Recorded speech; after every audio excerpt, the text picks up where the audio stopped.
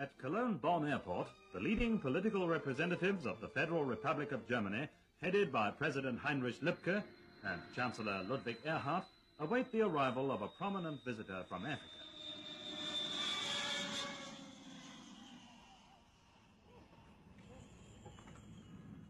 His Excellency Aadan Abdulle Osman, President of the Somali Republic, pays a state visit to the free part of Germany in order to hold personal talks designed to strengthen the fruitful political, economic and cultural relations between the two countries. After a cordial welcome, at which members of the Somali embassy are also present, the national anthems of these two friendly powers are played.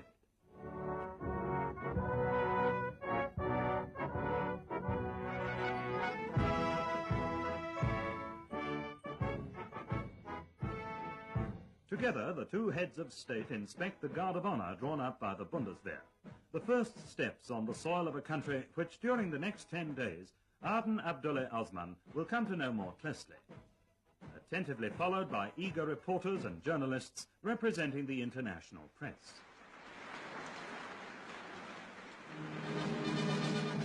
On the day of his arrival, the illustrious visitor, escorted by a police motorcycle unit, calls at the Palais Schaumburg in Bonn, the official residence of the Federal Chancellor.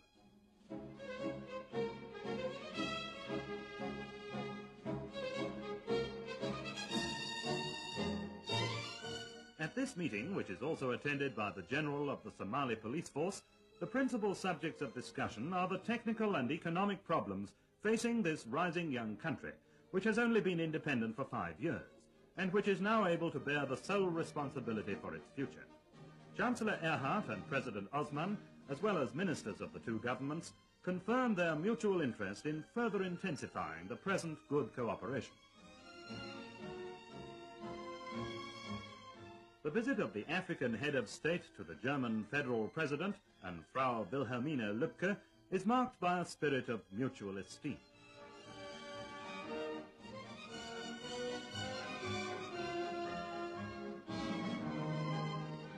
In the presence of his ministers who accompany him on his tour of the Federal Republic, President Osman is decorated with the Grand Cross of the Order of Merit of the Federal Republic of Germany by President Heinrich Lübke.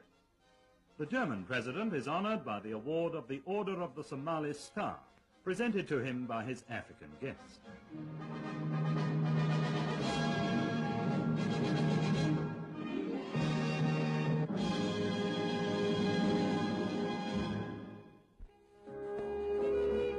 The history of German engineering and technology is closely linked with the name of Nikolaus August Otto. On the second day of his visit, the Somali president is shown round the Klöckner Humboldt Deutz works in Cologne, where 100 years ago the revolutionary development of the combustion engine first started.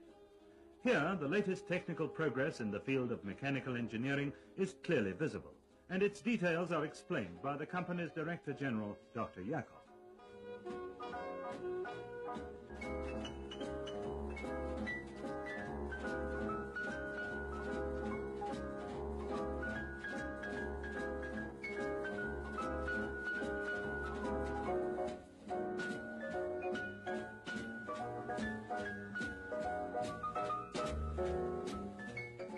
President Osman displays keen interest, especially in those heavy vehicles that could help to accelerate the building of roads and industries in his country, which is twice the size of the Federal Republic, and which could be used to great advantage in the extensive agricultural areas of Somalia.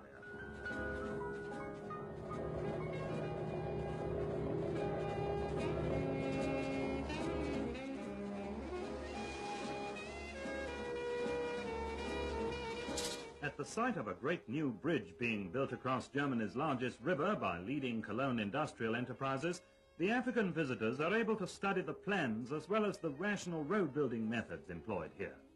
These are of vital importance in order to keep the ever-increasing traffic in the Federal Republic on the move.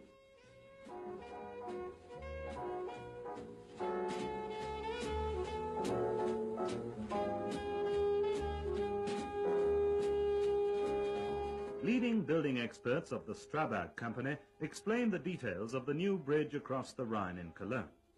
The German workers have their own way of thanking the African chief of state for his visit.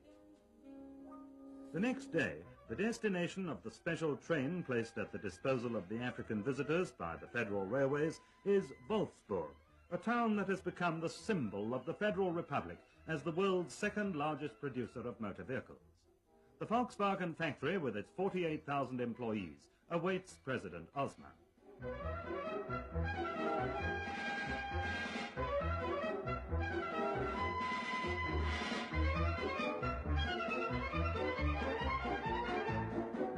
Every day, 5,600 vehicles come off the final assembly lines, ready for shipment to all the countries of the world.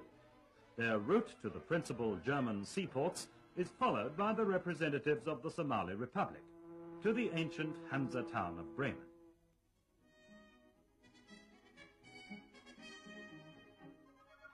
With an expert and critical eye, President Osman and his delegation study this full-scale model of the Bremen docks, and are thus able to compare their organization and installations with those in Mogadishu, the capital of their country on the Indian Ocean.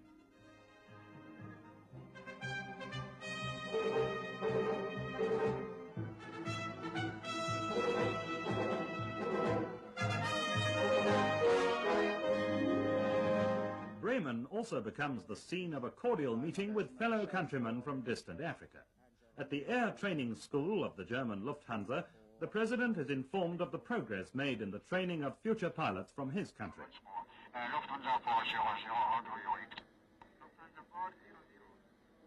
Roger, V-line 142 is clear. Time now 4-5. Over. Intensive study was required before the trainees became familiar with the laws of aerodynamics and navigation, and before they were able to complete without fault the severe exercises in the Link training plane.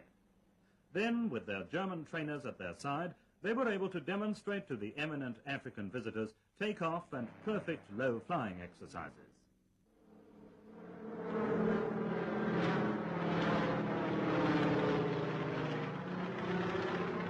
At Bremen Airport, these future pilots of Somalia bid farewell to their president, happy in the knowledge that they have passed their test. Then the head of state of the Somali Republic boards a special plane for the flight to Berlin, the old capital of Germany, where he will be confronted with the political reality of...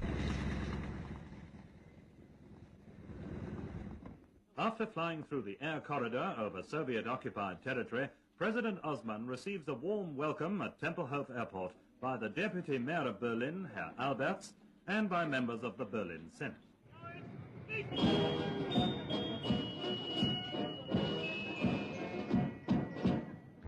West Berlin receives the visitor from Africa with optimism and animation, with the pulsating traffic of a newly risen metropolis.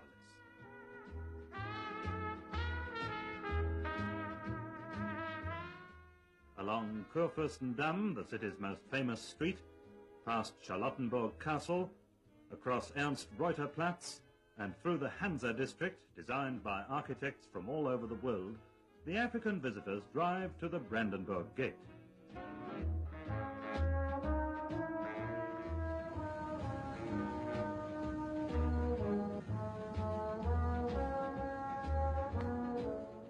This symbol of national consciousness today signifies the unnatural division of Germany.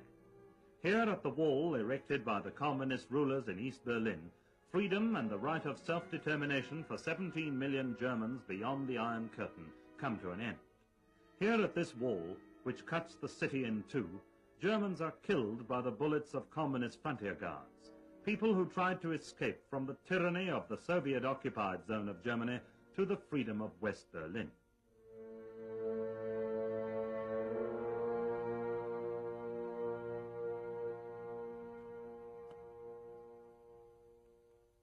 In the variety of meetings and impressions, the visit to Garmisch-Partenkirchen will doubtless remain as a treasured memory, recalling the peaceful atmosphere of a small South German town, which is also a center of international tourism.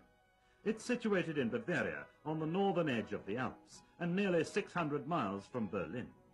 The gondola of a cable railway carries the guests from equatorial Africa to the top of the Zugspitze, 9,700 feet above sea level, and Germany's highest mountain.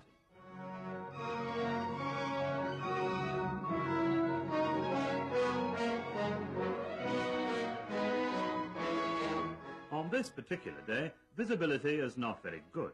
Just enough for a few snapshots by the reporters and the newsreel cameramen. The view across the vast panorama of the Alps is hindered by heavy snow, fog and low cloud.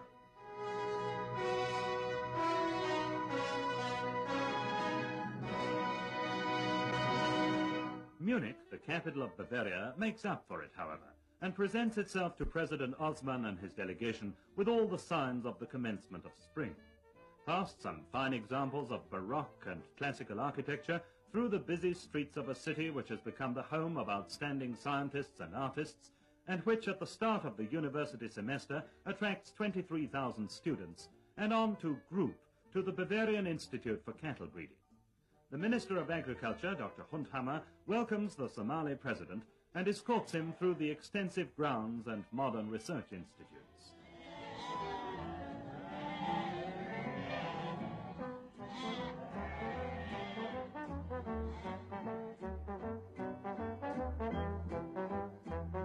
The richer for some useful information which the Somalian experts will doubtless be able to utilize for their agriculture and cattle breeding on the east coast of Africa, President Osman comes to the end of his tour of Germany.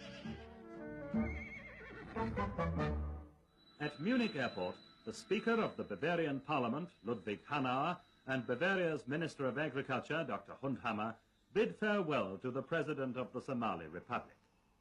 Then His Excellency boards a special plane of the German Lufthansa. As he leaves German soil, President Aadan Abdulle Osman is accompanied by the cordial wishes of the German people and their government for his personal well-being and a happy future for his country.